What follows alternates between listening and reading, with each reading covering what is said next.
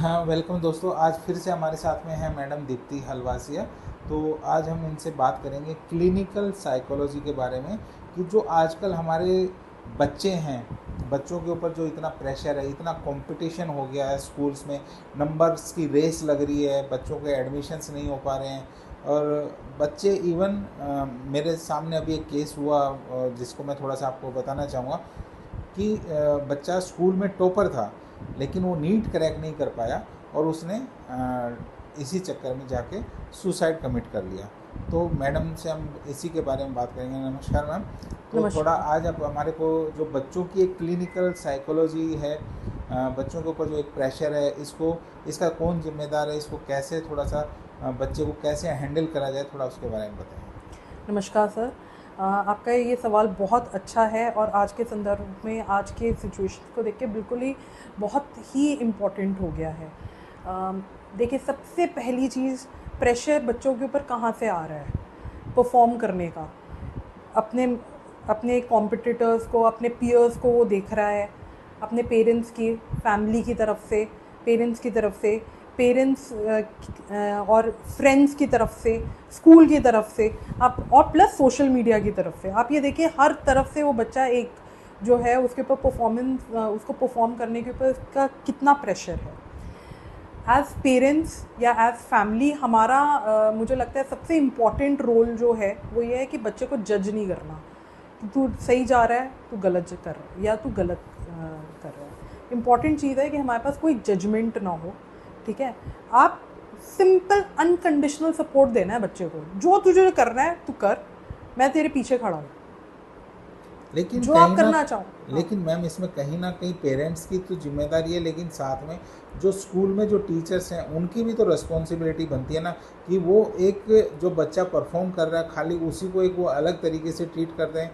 एक जो बच्चा नॉर्मल कर रहा है उसको एक अलग तरीके से उसको नीचा दिखाने की कोशिश करते हैं टीचर्स। ये मैंने ऑब्जर्व किया है, ये मैंने कुछ स्टूडेंट्स के मुंह से सुना है। तो कहीं ना कहीं ये स्कूल की जिम्मेदारी नहीं होती। जो अभी बच्चे ने सुसाइड कमिट किया, अभी हमने एक सीरीज़ देखी थी कोटा फैक्ट्री। कोटा फैक्ट्री में भी हमने यही देखा कि जो बच्चे अच्छा परफॉर्म कर रहे हैं, फीस तो दोनों ही स्टूडेंट बराबर दे रहे हैं ना, लेकिन जो अच्छा परफॉर्म कर रहे हैं उन्हें अपना वो ख़राब नहीं करना। तो इसलिए उन्हें अपने जो बाहर एडवर्टीजमेंट बोर्ड्स के ऊपर उन्हीं स्टूडेंट्स को लेके आना है जिनके 99-100% तक मार्क्स हैं। तो कहीं ना कहीं दूसरे बच्चे उससे डिमोलाइज होते हैं। बिल्कुल आपने सही बोला। स्कूल की, टीचर्स की, इन सब की बहुत इम्पॉर्टेंट रिस्पॉन्सिबिलिटी हो जाती है। They are also part of the whole group जो पेशेंट बच्चे के आसपास है। देखिए, इसके बारे में बोलना बहुत आसान है कि जी सबको मोटिवेट करना चाहिए, सबको इक्वल देखना चाहिए, पूरा सबको ध्यान देना चाहिए 100%। लेकिन मैं बिल्कुल मानती हूँ कि हो भी नहीं पाता।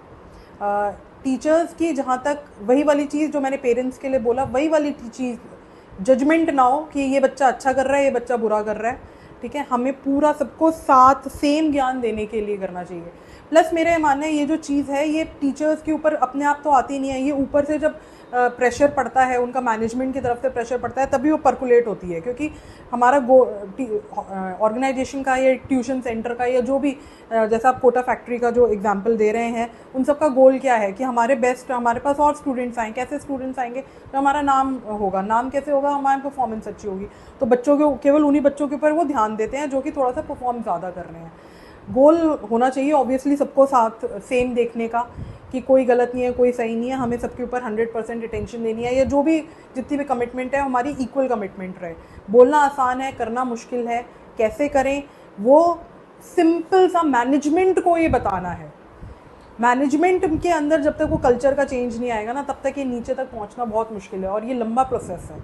ठीक है, टीचर्स के अंदर ये लाना बहुत ज़रूरी है। आई थिंक कि सबको वो इक्वल देखे, सब टीचर्स को इक्वल देखना पड़ेगा, तभी होगा। जी, लेकिन अभी इससे बच्चे जो हैं, बच्चे अगर आपको सुन रहे हैं, बच्चे अगर हमारा चैनल देखते हैं, तो बच्चों के लिए कोई आपका विशेष मैसेज? सबसे इम्पॉर्टेंट, अपने आप को ना इन सारी चीज़ों से, आसपास मेरे क्या चल रहा है, आसपास आपके क्या चल रहा है, इससे अपने आप को अलग रखना पड़ेगा थोड़ा।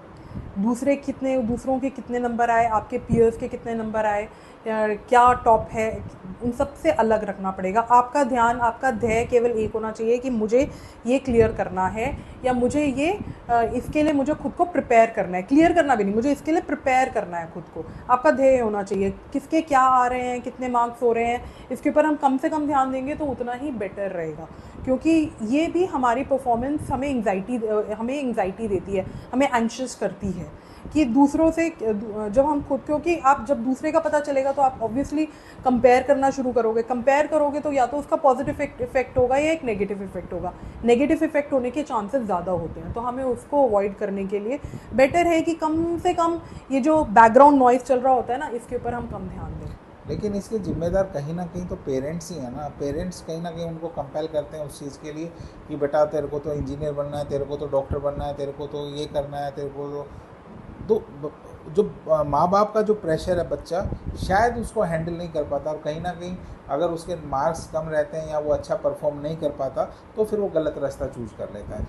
बिल्कुल, आपने बिल्कुल ठीक कहा। इसके लिए मैं पेरेंट्स को थोड़ा सा ये बोलना चाहूँगी कि एक बच्चों के साथ ना एक एप्टीट्यूड टेस्ट ज़रूर उनका करवाइए कि वो किस फील्ड में जाना चाहते हैं, उसी के बेसिस पे उनका करियर बने। वो एप्टीट्यूड टेस्ट होगा तभी एक आपको एक एटलीस्ट डायरेक्शन पता चल जाएगी कि हाँ, ये बच्चा मेडिकल लाइन में जाना चाहता है, ये बच्चा मैनेजमेंट में जाना चाहता है, ये अकाउंट्स में या अकाउंटेंसी में जाना चाहता है। वो एक एप्टीट्यूड, एक थोड़ा सा आइडिया हो जाएगा कि वो किस फील्ड में जाना चाहता है। पेरेंट्स के ऊपर देखिए, मैं ये बिल्कुल समझती हूँ कि रिसोर्सेज लग रहे हैं, एफर्ट्स लग रहे हैं, हमारा पूरा ध्यान हमें उसके बच्चे के ऊपर होता है, बच्चे का फ्यूचर हमें बनवाना है, ठीक है, इतना कंपटीशन का टाइम है, ये सारी चीज़ें एक तरफ हैं। लेकिन अगर बच्चे की मेंटल हेल्थ के ऊपर ही इसका इफेक्ट रहेगा, इसका इफेक्ट, और वो भी मेंटल हेल्थ के ऊपर एक लॉन्ग क्रॉनिक इफेक्ट हो जाता है, एक लंबे टाइम तक हो जाता है। अगर आपको लगता है कि वो अब आपको ये डिसाइड करना है कि वो ज़्यादा इंपॉर्टेंट है, बच्चे की मेंटल हेल्थ ज़्यादा इंपॉर्टेंट है, या उसके करियर, उसके ऊपर नंबर्स का प्रेशर ज़्यादा इंपॉर्टेंट है। तो ये जब आप इसके लिए जब आप ये ऑप्टिमल बैलेंस बना पाएंगे, आप डिसाइड कर पाएंगे कि हाँ जी क्या इंपॉर्टेंट है ज़्यादा, तो फिर मेरे ख्याल से ये चीज़ कम धीरे धीरे होनी शुरू होगी। अभी मैं कुछ एक बच्चों का हाँ जी, अभी मैं कुछ एक बच्चों का मैं एग्जांपल मेरे सामने है। बच्चे ने